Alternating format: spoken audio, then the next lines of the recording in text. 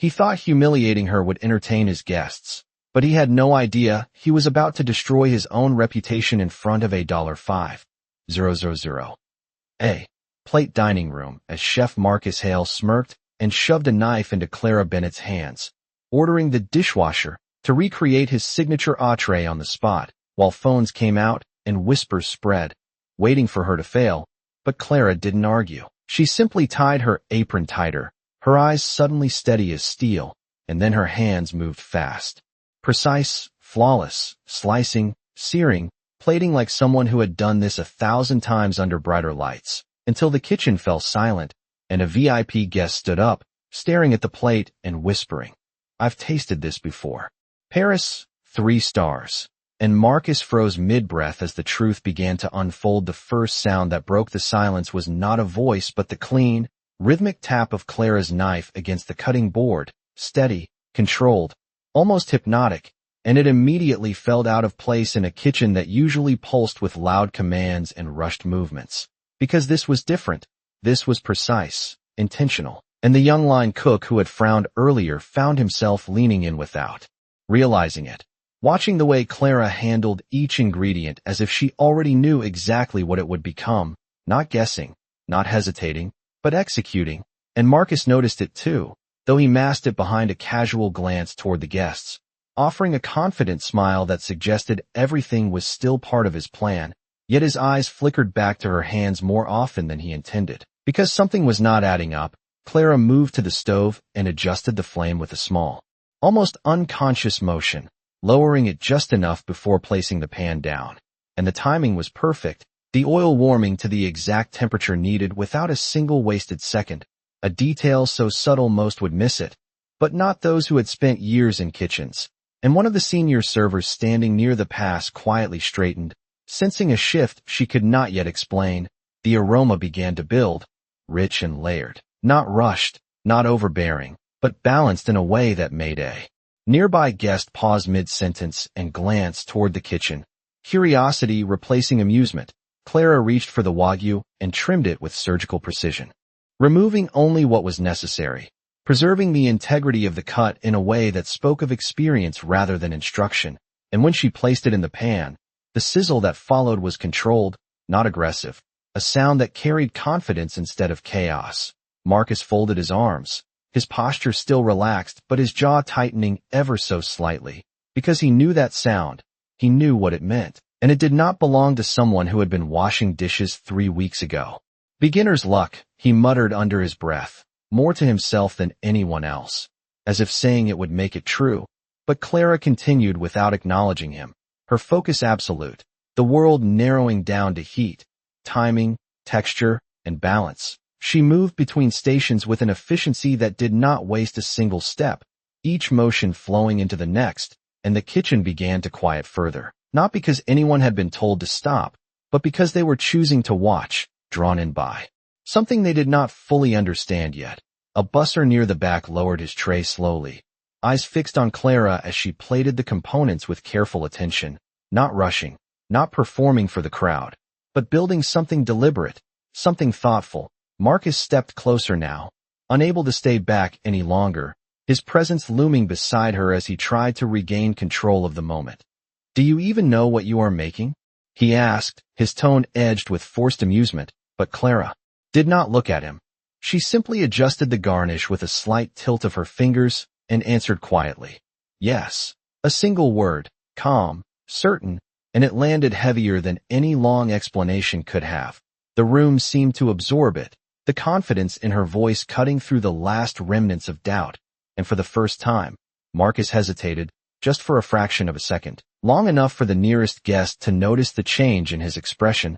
Clara stepped back from the plate, studying it briefly, her eyes scanning every detail as if measuring it against a standard no one else in the room could see. And then she made one final adjustment, a small touch that elevated the entire presentation from impressive to extraordinary. The kind of detail that separated professionals from masters, the kind of detail that could not be taught in a few weeks or even a few years. It had to be lived, experienced, earned. And as she turned slightly to signal she was done, the silence that followed was no longer filled with anticipation of failure, It was something else entirely, something heavier, something that made the air feel tighter. Marcus stared at the plate, his confidence now cracking at the edges as recognition began to creep in, not fully formed yet, but undeniable in its presence. And somewhere among the guests, a man in a tailored suit leaned forward, his eyes narrowing as he studied the dish with growing intensity, as if he was seeing something familiar, something he had not expected to find here tonight. And in that moment, the balance of power in the room shifted completely, even if no one had said it out loud yet, because the truth was already beginning to surface, quietly, unmistakably. And it was no longer on Marcus's side. The man in the tailored suit did not blink as he rose slowly from his seat, the faint scrape of his chair against the marble floor cutting through the silence like a quiet signal that something important had just shifted, and all eyes turned toward him as he stepped closer to the counter, his gaze fixed not on Marcus, but on the plate in front of Clara, studying it with a level of attention that went far beyond casual curiosity. And when he finally spoke, his voice was calm, but carried an authority that made even the most confident guests pause. "May I?" he asked, gesturing toward the dish, and Marcus hesitated, just for a moment too long, before forcing a polite smile and nodding. "Of course," he said, though the tightness in his voice betrayed the tension building beneath the surface. The man picked up the fork with measured precision, cutting a small portion, examining it briefly as if confirming something only he could see. And then he tasted it, and the reaction was not immediate, which somehow made it more powerful, because the room held its breath. As he closed his eyes for a fraction of a second, processing, remembering, comparing, and when he opened them again, there was no doubt left in his expression, only recognition, deep and undeniable. He set the fork down carefully and looked directly at Clara, not with curiosity anymore, but with respect, the kind that cannot be faked. "This is not just similar," he said slowly, his voice carrying across the room. "This is exact." A murmur spread instantly, sharper than before, guests leaning in, phones forgotten now, replaced by something more compelling than spectacle. Marcus's smile faltered, just slightly, as he stepped forward, trying to reclaim control. "It is my signature dish," he said, his tone firm. But the words did not land the way they used to. Not anymore, because the man shook his head almost immediately, his eyes never leaving Clara. "No," he replied, calm but certain. "This dish was first served in Paris, 3 Michelin stars, 6 years ago." The room shifted again, a wave of realization beginning to ripple outward, and someone whispered, "I remember that place," while another guest leaned toward their companion, searching their memory for a name they could not quite place. Marcus let out a short laugh, sharper now, defensive. "There are many variations," he said, his voice rising just enough to signal discomfort. But the man in the suit did not acknowledge him, not even for a second. His focus remained on Clara as if Marcus had already faded into the background. "I have traveled across Europe tasting dishes like this," he continued, "and there is only one chef who plates it this way." He gestured toward the final detail on the dish, that small, precise touch Clara had added at the very end, the one no one else in the room had noticed until now, that signature finish. He paused, letting the weight of his words settle into the silence. "It belongs to Clara Bennett." The name landed like a quiet shockwave, subtle at first, then expanding as recognition began to take hold. A few guests exchanged glances, one of them pulling out their phone, quickly searching, scrolling, and then freezing as an image appeared on the screen. A younger version of Clara standing in a pristine kitchen, dressed in a white chef's coat, a Michelin star plaque behind her. The resemblance undeniable. "Wait," someone whispered, "that is her." And suddenly the whispers grew louder, faster, spreading through the room like a current. Marcus stepped back slightly, his expression tightening as the pieces began to fall into place, his mind racing to reconcile the woman he had dismissed just minutes ago with the name now echoing around him. "That is not possible," he said under his breath, but the certainty in his voice was gone, replaced by something far less stable. Clara, however, remained still, her posture unchanged, her expression calm, as if this moment had been waiting quietly in the background all along. And when she finally spoke, her voice was soft, but it carried further than Marcus's had earlier, because now the room was listening differently. I left that kitchen a long time ago, she said, not as an explanation, but as a simple truth. And the silence that followed was no longer about anticipation or curiosity. It was about realization, about the quiet understanding that something had just shifted in a way that could not be undone. Marcus looked at the plate again, then at Clara, then back at the guests, and for the first time that night, he had nothing to say, no performance, no control, only the weight of a mistake that had unfolded in front of everyone. And as the man in the suit gave a small nod of acknowledgement toward Clara, a gesture of genuine respect, the room absorbed the moment fully, the balance of power no longer in question, only in consequence. And somewhere in that silence, the truth settled completely, undeniable, irreversible, and impossible to ignore. The man in the tailored suit did not blink as he rose slowly from his seat, the faint scrape of his chair against the marble floor cutting through the silence like a quiet signal that something important had just shifted, and all eyes turned toward him as he stepped closer to the counter, his gaze fixed not on Marcus, but on the plate in front of Clara, studying it with a level of attention that went far beyond casual curiosity.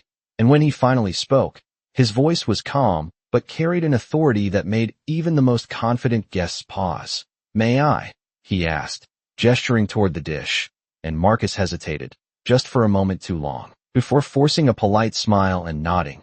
"Of course," he said, though the tightness in his voice betrayed the tension building beneath the surface. The man picked up the fork with measured precision, cutting a small portion, examining it briefly as if confirming something only he could see, and then he tasted it, and the reaction was not immediate, which somehow made it more powerful, because the room held its breath as he closed his eyes for a fraction of a second, processing, remembering, comparing, and when he opened them again, there was no doubt left in his expression, only recognition, deep and undeniable. He set the fork down carefully and looked directly at Clara, not with curiosity anymore, but with respect, the kind that cannot be faked. "This is not just similar," he said slowly, his voice carrying across the room. "This is exact." A murmur spread instantly, sharper than before. Guests leaning in, phones forgotten now, replaced by something more compelling than spectacle. Marcus's smile faltered, just slightly, as he stepped forward, trying to reclaim control. "It is my signature dish," he said, his tone firm. But the words did not land the way they used to. Not anymore, because the man shook his head almost immediately, his eyes never leaving Clara. "No," he replied, calm but certain. "This dish was first served in Paris, 3 Michelin stars, 6 years ago." The room shifted again, a wave of realization beginning to ripple outward, and someone whispered, "I remember that place," while another guest leaned toward their companion, searching their memory for a name they could not quite place. Marcus let out a short laugh, sharper now, defensive. "There are many variations," he said, his voice rising just enough to signal discomfort. But the man in the suit did not acknowledge him, not even for a second. His focus remained on Clara as if Marcus had already faded into the background. "I have traveled across Europe tasting dishes like this," he continued, "and there is only one chef who plates it this way." He gestured toward the final detail on the dish, that small, precise touch Clara had added at the very end, the one no one else in the room had noticed until now. "That signature finish." He paused, letting the weight of his words settle into the silence. "It belongs to Clara Bennett." The name landed like a quiet shockwave, subtle at first, then expanding as recognition began to take hold. A few guests exchanged glances, one of them pulling out their phone, quickly searching, scrolling, and then freezing as an image appeared on the screen. A younger version of Clara standing in a pristine kitchen, dressed in a white chef's coat, a Michelin star plaque behind her, the resemblance undeniable. "Wait," someone whispered, "that is her." And suddenly the whispers grew louder, faster, spreading through the room like a current. Marcus stepped back slightly, his expression tightening as the pieces began to fall into place, his mind racing to reconcile the woman he had dismissed just minutes ago with the name now echoing around him. "That is not possible," he said under his breath, but the certainty in his voice was gone, replaced by something far less stable. Clara, however, remained still, her posture unchanged, her expression calm. as if this moment had been waiting quietly in the background all along. And when she finally spoke, her voice was soft, but it carried further than Marcus's had earlier, because now the room was listening differently.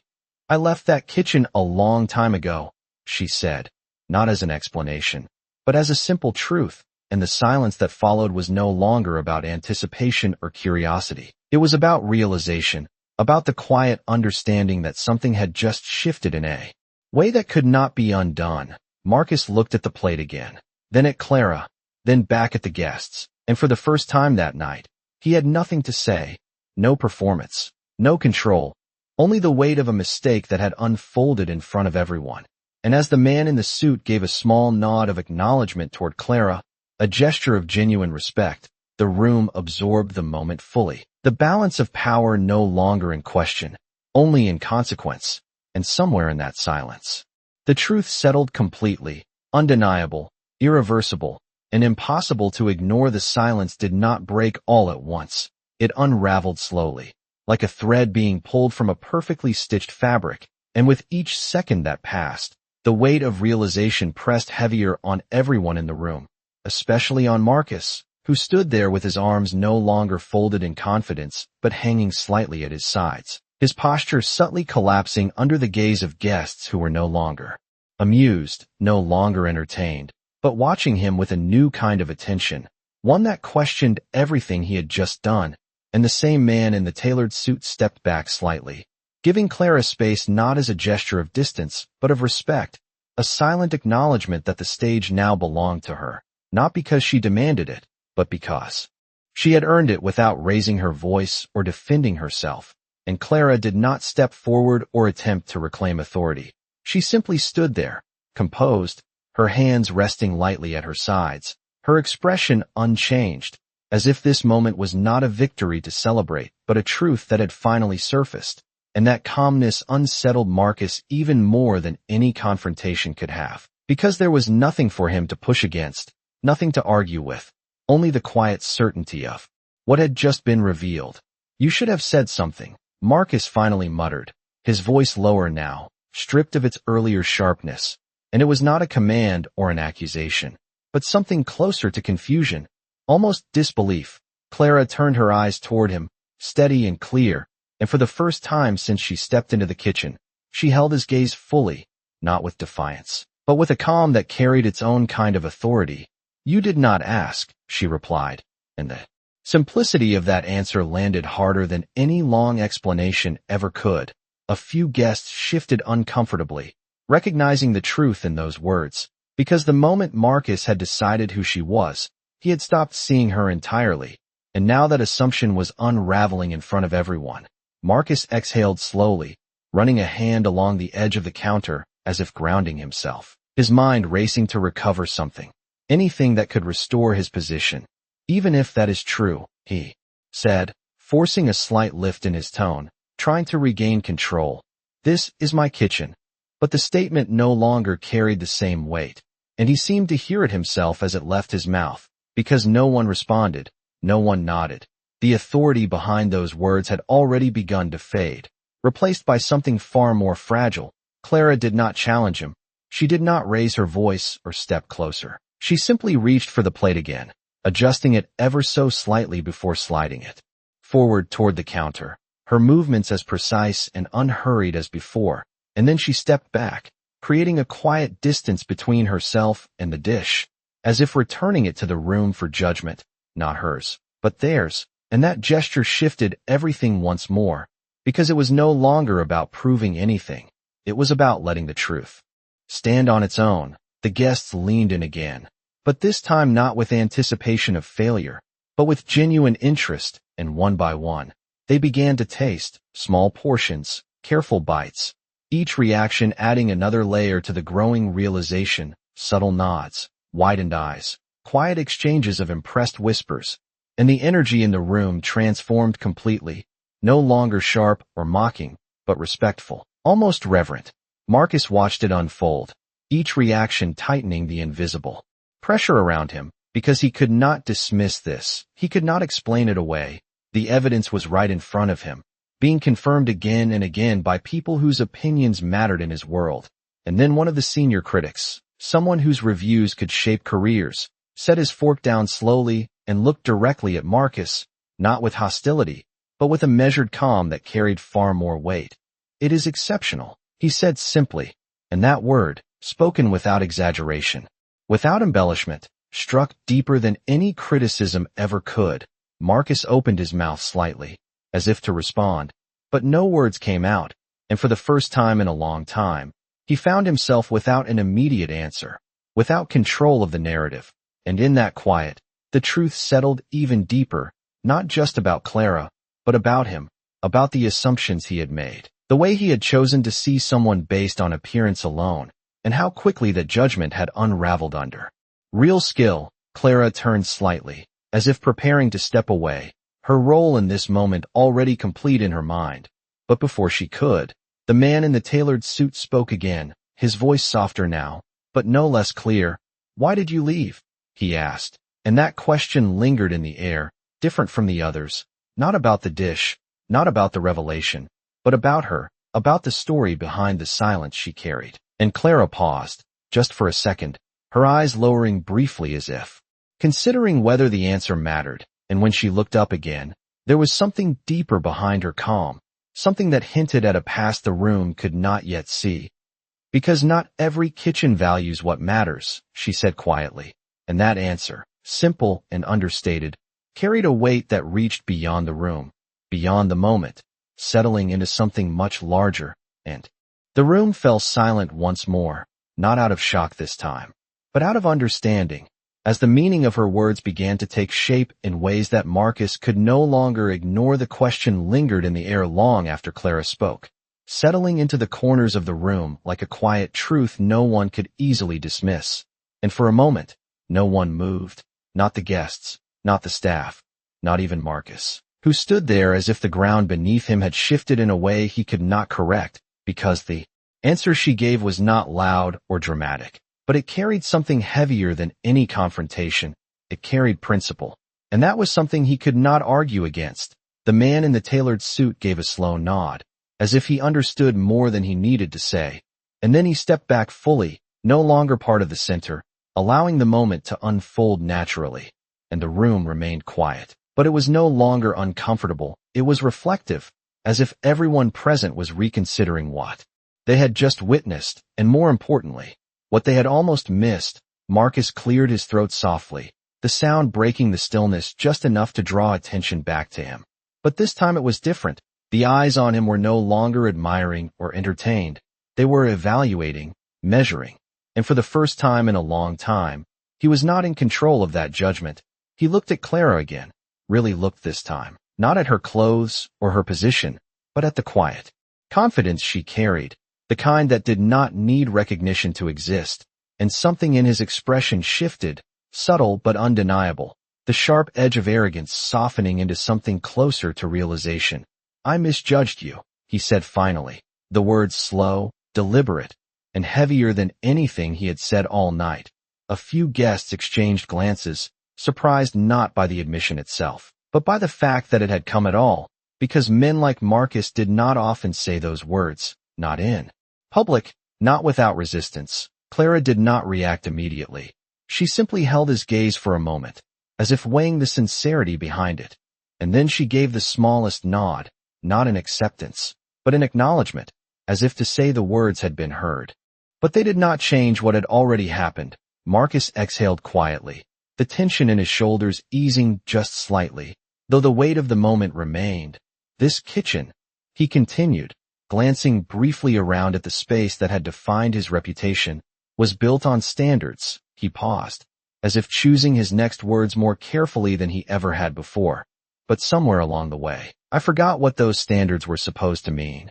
The admission was not perfect, not polished, but it was real, and that mattered more in that moment than any performance could have." The staff shifted subtly, some lowering their eyes, others watching more closely, because they too were part of that system, part of the assumptions that had been exposed tonight. Clara stepped back slightly, creating space again, not stepping into authority, not claiming anything, just allowing the moment to exist without pushing it further. And that restraint only added to the quiet respect building around her, Marcus looked at the plate one more time, then at the guests, and then back at Clara, and for the first time, there was no performance in his expression, only clarity.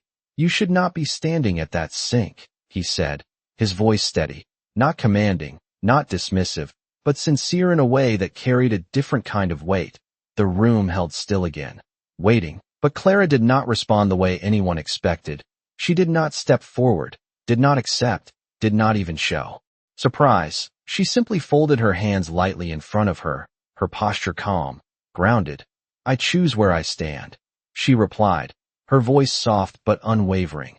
And the simplicity of that statement shifted the moment once more, because it was not about proving anything anymore, not about reclaiming status or correcting perception. It was about something deeper, something that could not be taken or given by anyone else. The room absorbed it in silence, the meaning settling slowly but firmly. Marcus nodded slightly, as if understanding that this was not a situation he could fix with an offer or a gesture. Some things required more than that, required reflection, change, and time.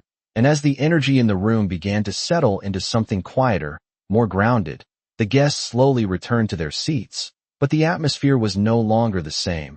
The conversations that resumed were softer, more thoughtful, as if everyone carried a piece of what had just happened with them. And Clara turned, not dramatically, not for effect, but simply as someone who had completed what she needed to do, stepping away from the center of attention without hesitation, returning toward the space where she had started. But this time, every movement she made was watched differently, not with dismissal, but with recognition. And as she reached the edge of the kitchen, she paused briefly, just long enough to glance back at the room, her eyes steady, her presence quiet but undeniable. And in that moment, no one saw a dishwasher, no one saw someone out of place. They saw exactly who she had always been. And the room, in its silence, finally understood what dignity looked like. The kitchen did not return to normal, not immediately, because something fundamental had shifted beneath the polished surface of Aurelia, something that could not be reset with routine or masked with professionalism. And even as the staff resumed their positions and the soft hum of service slowly crept back into the air, there was a noticeable difference in the way people moved, more deliberate, more aware, as if every action now carried a quiet weight they had not felt before. Marcus remained where he was for a moment longer, his eyes following Clara as she stepped back toward the sink, but she did not blend into the background the way she had earlier, not anymore, because now every glance toward her carried recognition, and that recognition changed everything. The young line cook who had once smirked now lowered his gaze when she passed, not out of fear, but out of a respect he did not yet know how to express. The senior server approached the counter slowly, her posture more composed than before, and without saying a word, she adjusted the placement of the plate Clara had created, not to correct it, but to present it properly, as if acknowledging that it deserved more than casual display. Marcus noticed these small changes, each one subtle on its own, but together forming a clear message he could not ignore. The authority he had relied on so effortlessly before was no longer automatic. It had to be rebuilt, and that realization settled deeply. He took a slow breath and stepped forward, his movements no longer sharp or commanding, but measured, intentional, as if he were learning the space again. He picked up a clean towel and wiped the counter, a simple act, but one he rarely performed himself, and those who saw it exchanged quiet glances, recognizing the shift even if no one spoke it aloud. Clara continued her work at the sink, her motions steady, unchanged, as if the moment that had just unfolded belonged to the past already. And that calm persistence only deepened the impact of everything that had happened. Marcus approached her, slowly, stopping at a respectful distance, not too close, not imposing, just present. "Clara," he said, her name now spoken without hesitation, without assumption, and she turned slightly, acknowledging him with a calm expression that gave nothing away. He paused briefly, as if choosing his words with care, something he had not needed to do before. "What you did out there," he began, then stopped. Realizing that the words he had prepared did not fully capture what he meant, he adjusted slightly. His tone quieter, more sincere, was more than skill. Clara listened without interrupting, her posture relaxed, but attentive, and the kitchen around them seemed to soften again, As if giving space to the moment, Marcus continued. I built this place on precision, on excellence, on reputation. He glanced around briefly, then back at her. But tonight made me realize that I let something else take over. His voice lowered slightly, not for effect, but because the truth required it. Ego. The word hung there, simple and unguarded. And for a moment, neither of them spoke. The sound of water running softly in the sink filled the space between them. Steady, grounding. Clara reached to turn it off. The silence that followed deeper now, more intentional. Ego is loud, she said quietly, her voice calm, but it cannot cook. Marcus let out a small breath, something close to a quiet acknowledgement, not defensive, not dismissive, just accepting, and that acceptance was new for him. Unfamiliar, but necessary. A few feet away, the staff continued their work, but their attention flickered back toward the two of them, drawn not by drama, but by the quiet significance of the exchange. Marcus straightened slightly, not in authority, but in clarity. I cannot undo what happened, he said, but I can decide what happens next. Clara studied him for a moment, her gaze steady, as if measuring. Not his words, but his intent, and then she gave a small nod, not in agreement, but in recognition of the effort, and that was enough. Marcus stepped back slightly, giving her space again, understanding now that respect was not something he could demand or reclaim instantly. It had to be demonstrated consistently. Over time, the kitchen continued to move around them, but the rhythm had changed, less noise, more purpose, as if everyone had absorbed a piece of the lesson without needing it. Explained, and Clara returned to her work, her hands steady, her focus grounded, not seeking attention, not avoiding it, simply present in what she was doing. And that presence, quiet and unwavering, carried more authority than anything that had been said earlier. Marcus watched for a moment longer, then turned back toward the line, his movements more deliberate now, his voice when he spoke to the team no longer sharp or dismissive, but clear, respectful, and the difference, though subtle, was undeniable. And as the night continued, the glow of the dining room remained warm. The conversations resumed, the service carried on, but beneath it all, something deeper had settled into place, something that would not fade with the evening, because the lesson had already been served, not on a plate, but in a moment that no one in that room would forget. And in that quiet transformation, the kitchen began, for the first time in a long time, to feel like it was built on something real again. The night moved forward, but the energy in Aurelia had shifted into something quieter, more intentional, and as the final courses were served and the last glasses of wine were poured, the guests no longer spoke about the usual things, no longer about trends or status, or who had the hardest reservation to secure. They spoke in lower tones about what they had just witnessed, about the woman at the sink who had stepped into the center of the room and changed everything without raising her voice. And Marcus heard fragments of those conversations as he moved through the dining room, not hiding from them, not avoiding them, but absorbing them, each word settling into him like a reminder that reputation could be built over years but questioned in a single moment. And yet, instead of resisting it, he accepted it, because for the first time, he understood that what had been challenged was not his skill, but his character, and that realization did not weaken him. It grounded him. Back in the kitchen, Clara finished the last of the dishes, her hands steady, her rhythm unchanged, as if the evening had been nothing more than a brief interruption in a routine she had already mastered. The young line cook approached her hesitantly, his earlier confidence replaced by something more uncertain, more honest. I did not know, he said quietly, not meeting her eyes at first, and Clara paused, setting down the plate she had just rinsed, turning toward him with the same calm presence she had carried all night.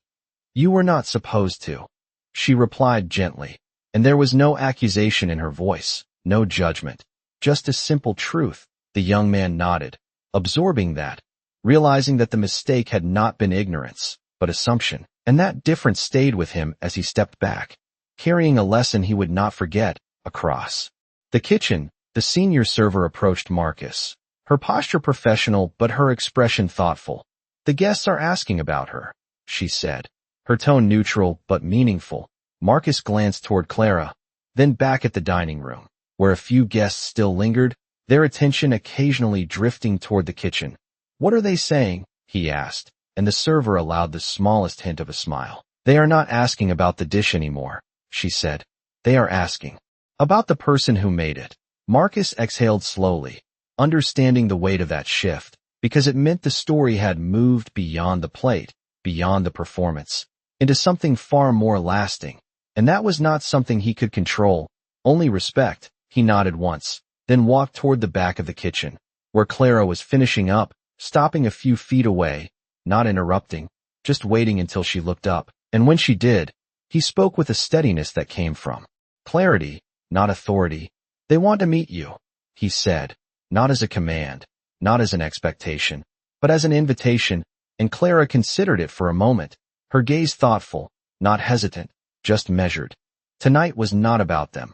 She replied softly, and Marcus did not argue, because he understood it had never been about the audience. It had been about something much more personal, something that had already been resolved the moment she chose to step forward. He gave a small nod, accepting her answer without pushing further, and in that acceptance, there was a quiet respect that had not been there before.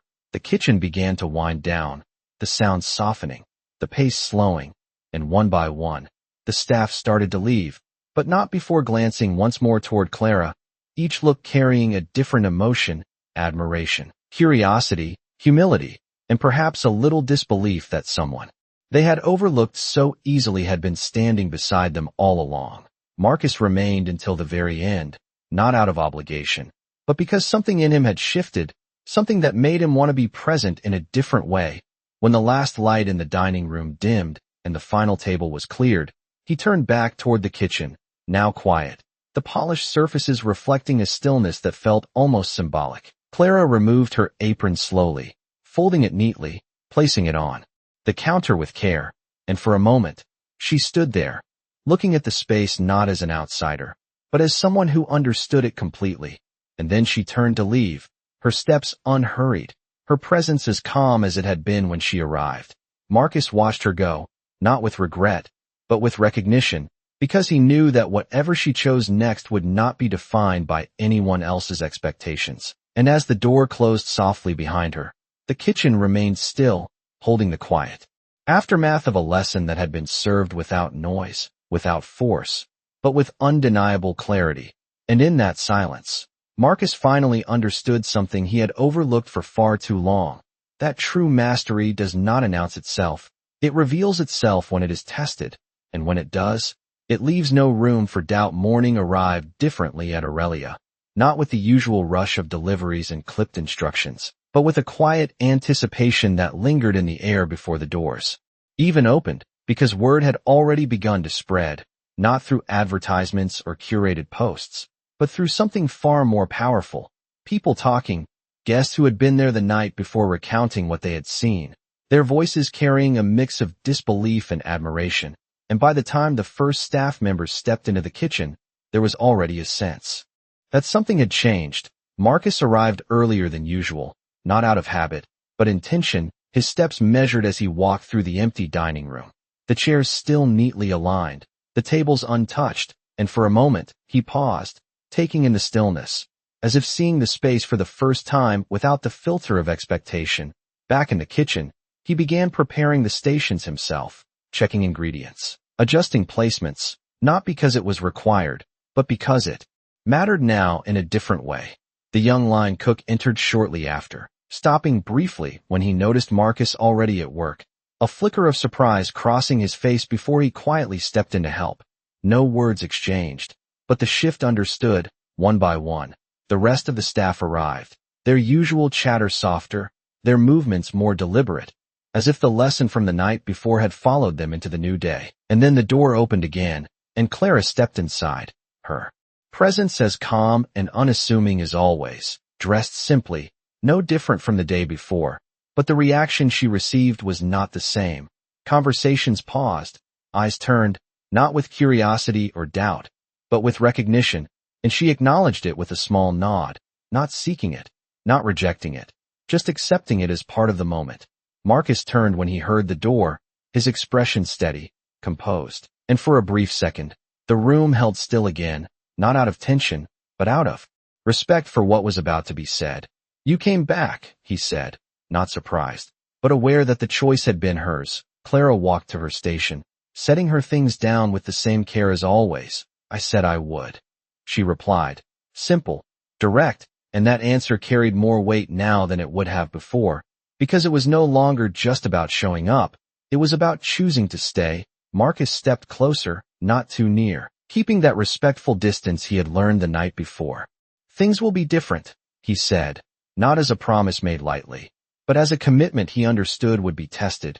Clara looked at him, her gaze steady, measuring, and then she gave a small nod, not because she believed the words fully yet, but because she recognized the effort behind them, and that was enough for now. The kitchen began to come alive again, the rhythm building slowly, but the tone had changed, the instructions clearer, the interactions more respectful.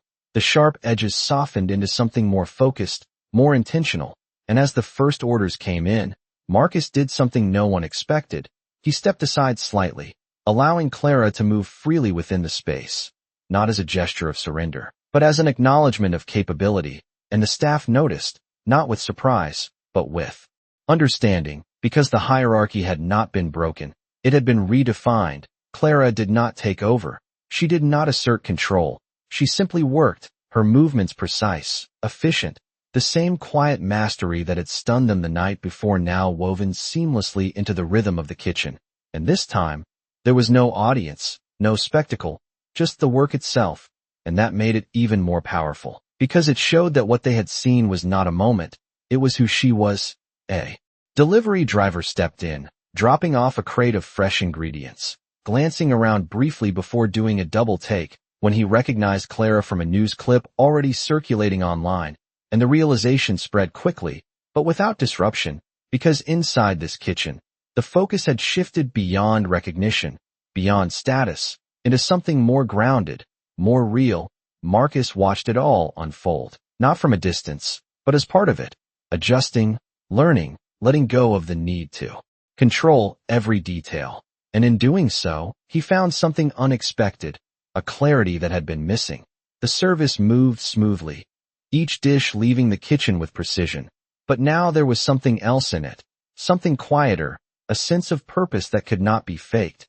And as the day progressed, the restaurant filled again, not just with guests, but with a new kind of expectation, one that was not built on reputation alone, but on what had been proven, and Clara moved through it all.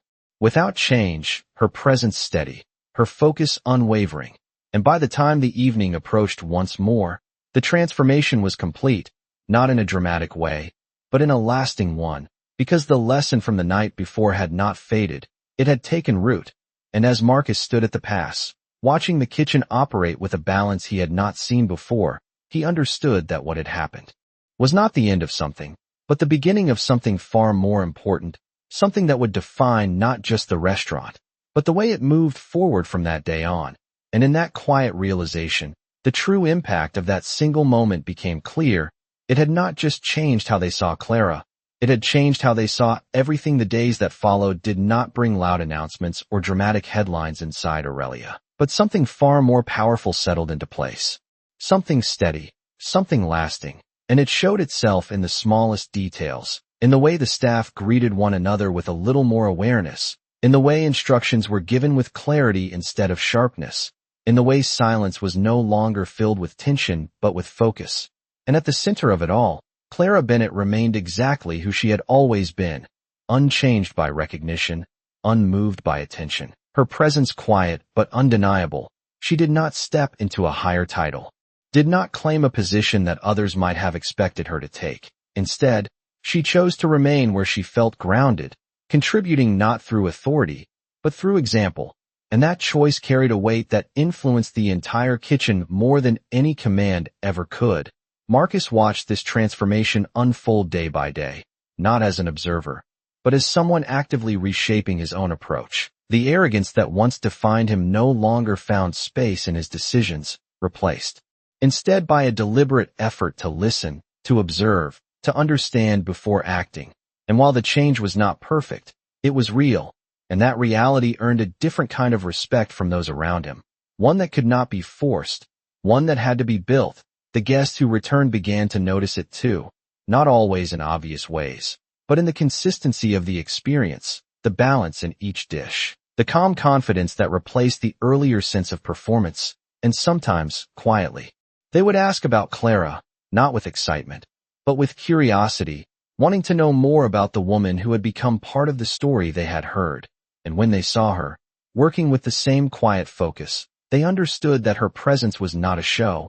It was a standard, one that elevated everything around it without needing recognition. One evening, as the final plates of the night were being prepared, Marcus stood beside Clara at the pass, the two of them working in a rhythm that required no words, each understanding the other through timing and precision. And after a moment, Marcus spoke, his voice calm, thoughtful. "You could have taken everything from that night," he said, not looking at her directly, but at the dish in front of him. The attention, the position, the control. Clara finished placing a garnish, her movement steady, and then she glanced at him briefly. "That was never the point," she replied, simple and clear.